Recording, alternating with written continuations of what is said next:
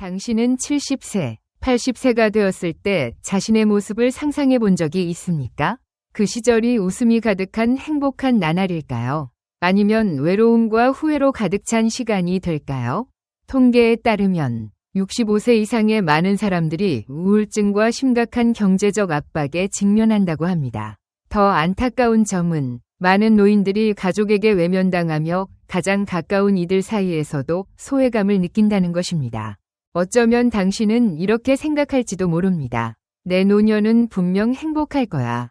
자식들이 나를 사랑하고 잘 보살펴 줄 테니까. 그러나 현실은 항상 기대에 부응하지 않을 때가 많습니다. 많은 부모들이 젊은 시절을 가정에 헌신하며 보냈지만 노년이 되었을 때는 짐처럼 여겨지는 경우가 적지 않습니다. 한 설문조사에 따르면 10명 중 4명이 노인이 외로움을 느끼며 그중 절반 이상이 생계비 걱정에 시달리고 하루하루를 어렵게 살아가고 있습니다. 그렇다면 여유롭고 평온한 노년과 어려움이 가득한 노년을 가르는 차이는 무엇일까요? 김 교수는 누구나 노년에 후회하지 않으려면 준비해야 할 3가지 중요한 요소를 제시했습니다.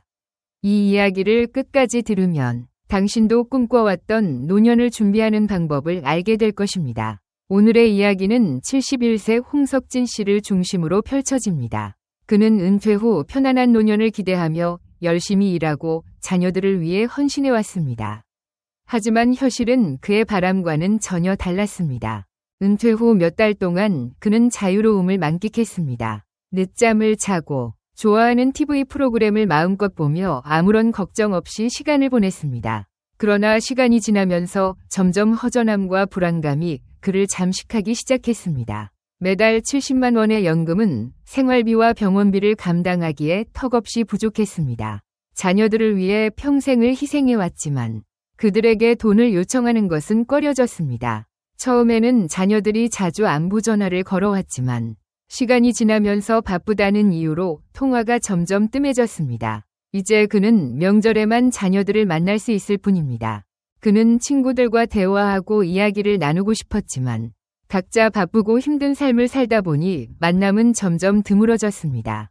결국 그는 매일 근처 공원에 나가 시간을 보내는 것으로 하루를 보냈습니다. 하지만 어려움은 여기서 끝나지 않았습니다.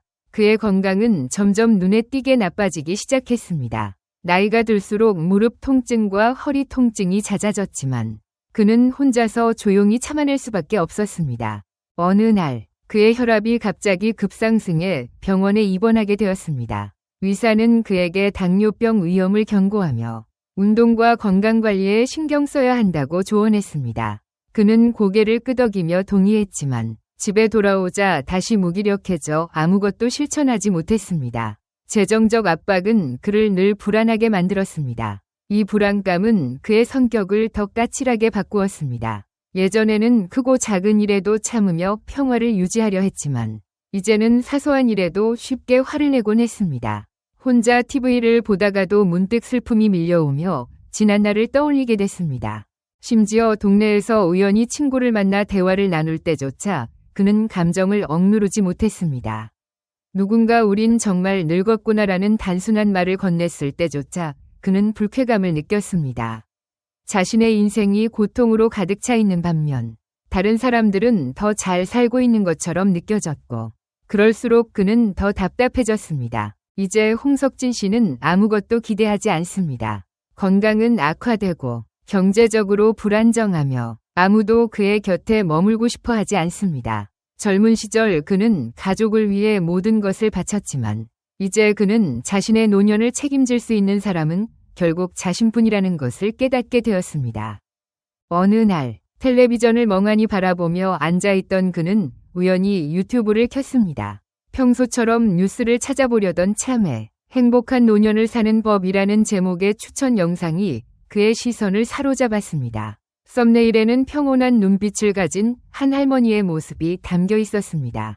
깊게 생각하지 않고 그는 영상을 클릭했습니다.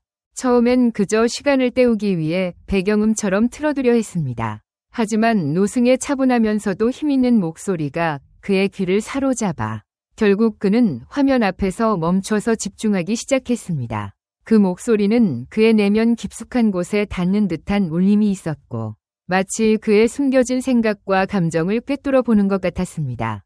노승의 말 한마디 한마디는 홍석진 씨의 가장 깊은 마음속으로 파고들었습니다.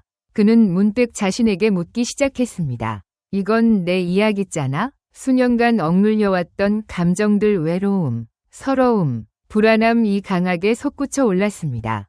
그런데 신기하게도 영상이 끝날 즈음 그 감정들은 더 이상 무겁게 느껴지지 않았습니다.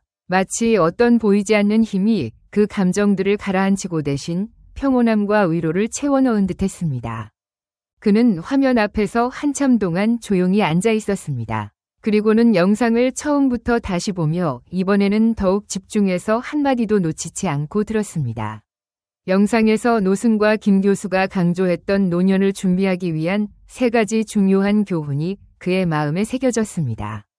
첫 번째 교훈은 그의 가슴을 찌르는 듯한 말이었습니다. 자녀에게 기대하지 말고 모든 재산을 그들에게 넘기지 마세요. 노승은 많은 부모들이 자녀가 성장하면 자신을 책임질 것이라고 생각하지만 실제로 자녀는 부모의 유일한 의지가 될 수 없다고 말했습니다. 각자 스스로 노년을 준비해야 한다는 것이었습니다. 왜냐하면 자녀들 역시 자신의 삶이 있고 모든 것을 떠맡을 수 없기 때문입니다.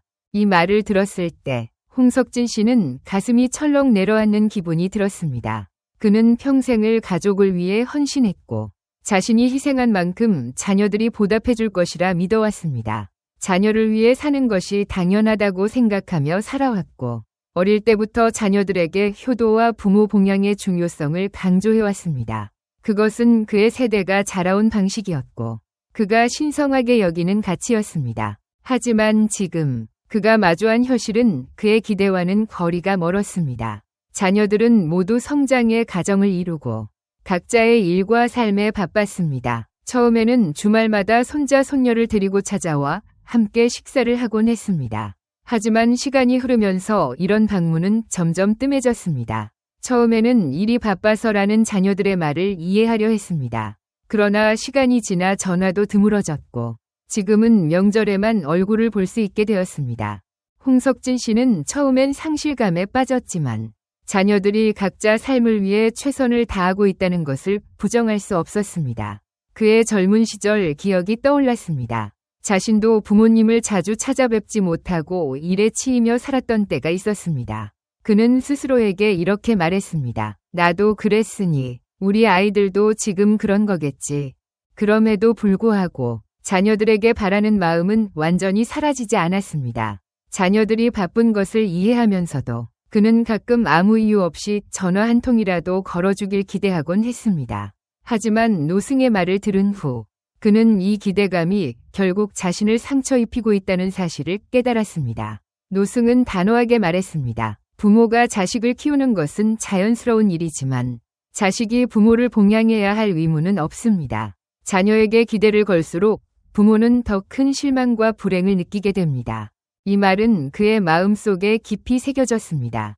그렇습니다. 자녀들이 그를 무시하거나 사랑하지 않는 것이 아니라 바로 그의 과도한 기대가 그를 힘들게 만들었던 것입니다. 노승은 또 다른 중요한 말을 남겼습니다. 자녀가 부모를 자주 찾아오지 않는다고 해서 그것이 꼭 나쁜 일만은 아닙니다.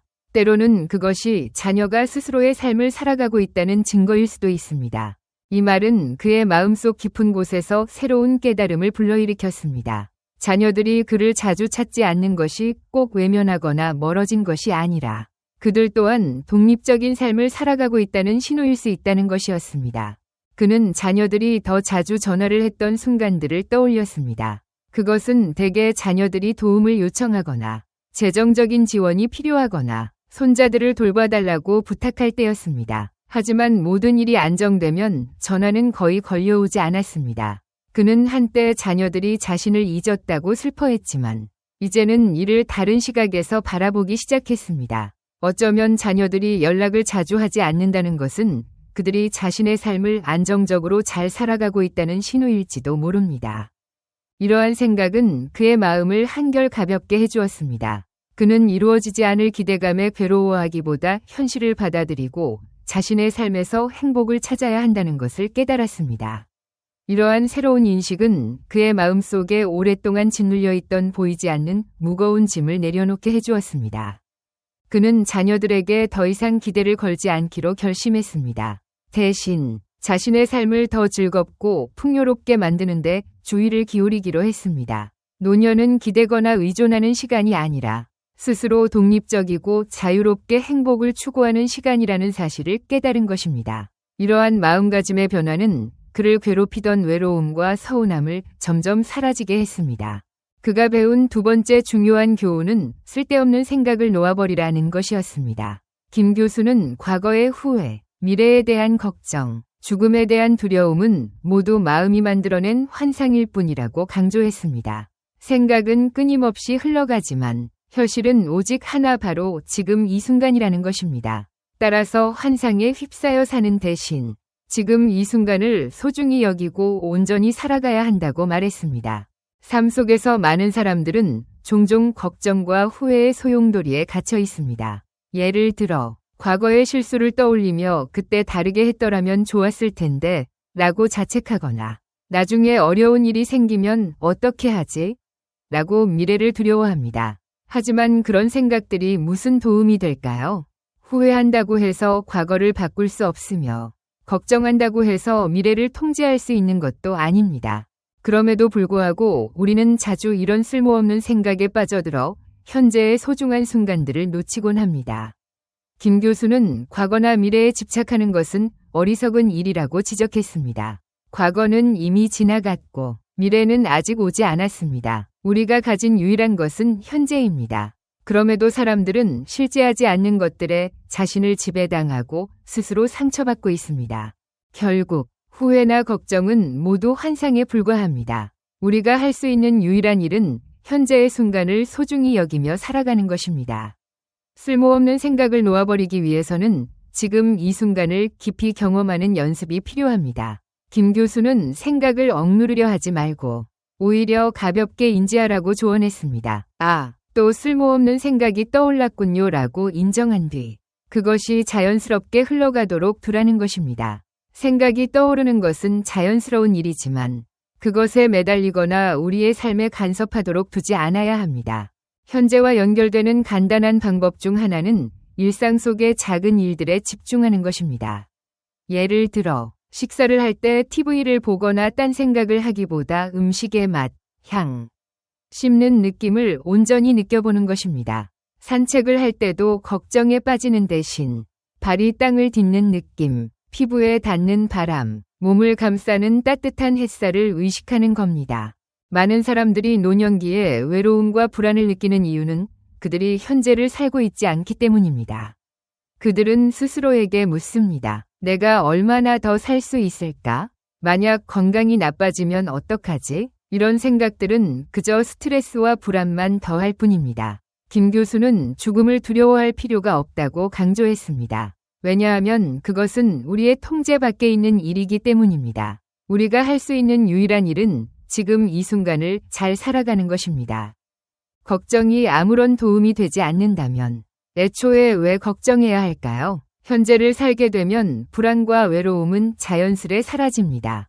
과거를 후회하지 않고 미래를 두려워하지 않으며 오직 지금 하고 있는 일에 모든 에너지를 집중하는 것, 그것이 바로 김 교수가 전하고자 했던 자유롭고 행복한 삶의 모습입니다. 결국 인생의 마지막에 머물 곳 한 군데와 하루 세 끼 밥이 있다면 그것으로 충분합니다. 누울 자리가 있고 세 끼를 먹을 수 있다는 것, 그것이야말로 가장 단순하면서도 본질적인 행복입니다. 그러나 너무 많은 것을 요구하다 보면 사람은 끝없이 고통받게 됩니다. 반면 단순한 것에 만족할 줄 알게 되면 삶은 훨씬 더 가벼워집니다. 사실 많은 사람들이 원하는 것을 충분히 갖지 못했다는 이유로 자신을 불행하다고 여깁니다. 그들은 더 많은 돈, 더 나은 건강, 더 나은 환경이 있어야 행복할 수 있다고 믿습니다. 하지만 행복은 더 많이 소유하는 데서 오는 것이 아니라 현재 가지고 있는 것에 만족할 줄 아는 데서 옵니다. 자신을 남과 비교하면 할수록 스스로에게 상처를 줄 뿐입니다. 젊었을 때 돈을 더 아껴뒀어야 했어. 이 나이에 이 정도밖에 못했다니. 정말 실패한 인생이야. 다들 노년에 잘 준비했는데 난 아무것도 없어. 이런 생각들이 끊임없이 반복되면서 현재에 대한 감사함은 점점 옅어집니다. 김 교수는 이렇게 말했습니다. 오늘 밥 3끼를 먹고 편히 놓을 자리가 있다면 당신은 이미 행복한 사람입니다. 처음에 홍석진 씨는 이 말을 쉽게 받아들일 수 없었습니다. 그는 평생 가족을 위해 헌신하며 쉬지 않고 일했고 힘들게 생계를 꾸려왔습니다. 하지만 은퇴 후 그는 자신이 경제적 불안 앞에서 작아지고 쉽게 상처받는 존재가 되었다고 느꼈습니다. 젊을 때는 매일 바쁘게 일하며 시간을 보냈지만 이제는 단 몇 계단만 올라가도 숨이 차고 몸이 무거워지는 것이 부담으로 다가왔습니다. 그의 시력은 흐려지고 청력은 약해졌으며 몸은 점점 느려지고 굳어갔습니다. 혼자 앉아있을 때면 문득 이렇게 나이 들어가는구나 라는 생각이 들어 우울한 기분이 그를 감쌌습니다. 그러나 어느 날 우연히 김 교수의 영상을 보던 그는 아주 중요한 깨달음을 얻게 되었습니다. 오늘도 3끼를 잘 먹었고 누울 침대가 있다. 몸이 조금 불편하긴 하지만 여전히 내 2발로 걸을 수 있고 내 손으로 밥을 먹을 수 있다. 게다가 내 머리는 여전히 맑아서 생각을 표현할 수 있다.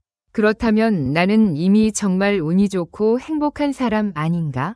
그는 뒤돌아보며 자신의 삶을 되짚어 보았습니다. 그는 한 번도 굶주린 적이 없었고 길거리를 떠돈 적도 없었습니다. 비록 귀가 잘 들리지 않고 시력이 약해졌으며 발걸음이 무거워졌지만 여전히 스스로 걸을 수 있고 주변 사람들과 대화할 수 있었습니다. 그런데도 자신이 불행하다고 느낀 이유는 바로 과거와 현재를 비교했기 때문이라는 것을 깨달았습니다. 그는 드디어 중요한 진리를 깨달았습니다. 내가 부족해서 불행한 것이 아니라 내가 가진 것에 만족하지 못했기 때문이다.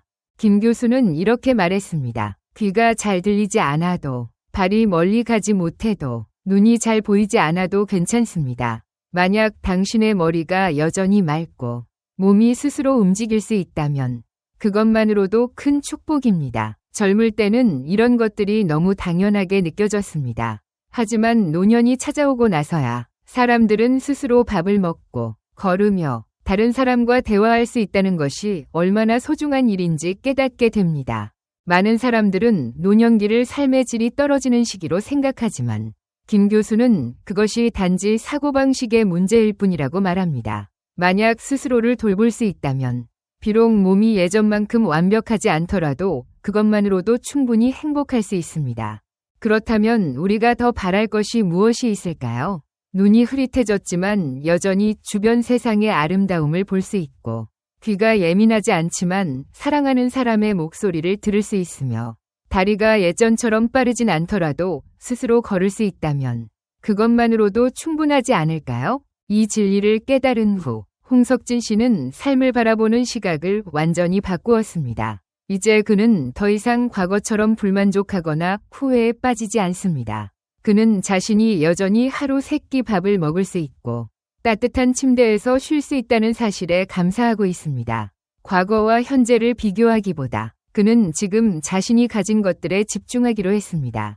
김 교수의 말처럼 자신이 가진 것들에 대해 충분하다고 느낄 수 있을 때 비로소 자유와 행복이 찾아옵니다. 나이가 들어감에 따라 건강, 재정, 인간관계에 대한 걱정은 자연스러운 일입니다. 그러나 가장 중요한 것은 행복은 이미 지나간 과거나 아직 오지 않은 미래에 있는 것이 아니라 바로 지금 이 순간을 온전히 살아가는 데 있다는 점을 깨닫는 것입니다. 자녀에게 기대하지 마세요. 부모로서의 책임과 의무를 다했다면 그것으로 충분합니다. 만약 자녀가 자주 찾아오지 않는다고 해도 그것은 그들이 자신의 삶을 독립적으로 잘 꾸려가고 있다는 신호일 수 있습니다. 불필요한 기대를 내려놓으면 마음이 한결 가벼워지고 자신을 돌볼 수 있는 시간도 더 많이 가질 수 있습니다. 놓아야 할 것을 놓아버리세요. 과거의 후회나 미래에 대한 불안에 매달리면 현재를 온전히 누릴 수 없습니다. 과거는 이미 바꿀 수 없고 미래는 아직 오지 않았습니다. 그렇다면 왜 그것들이 우리의 에너지를 소모하게 두어야 할까요? 지금 할 수 있는 일에 집중할 때 비로소 진정한 평화와 행복을 찾을 수 있습니다. 단순하게 살고 불필요한 기준을 낮추세요. 우리는 종종 행복이란 풍요로움이나 더 많은 것을 소유하는 것과 관련이 있다고 생각합니다. 그러나 사실 행복은 외부의 물질에서 오는 것이 아니라 자신의 내면에서 시작됩니다. 만약 당신에게 먹을 밥이 있고 따뜻한 곳에서 쉴 수 있으며 스스로 움직일 수 있는 몸이 있다면 그것만으로도 충분히 풍요로운 삶입니다. 비록 나이가 들면서 건강이 약해지고 몸이 느려질 수는 있겠지만 여전히 자신을 위해 작은 일들을 할 수 있다면 그것은 당신이 여전히 삶으로부터 많은 축복을 받고 있다는 증거입니다.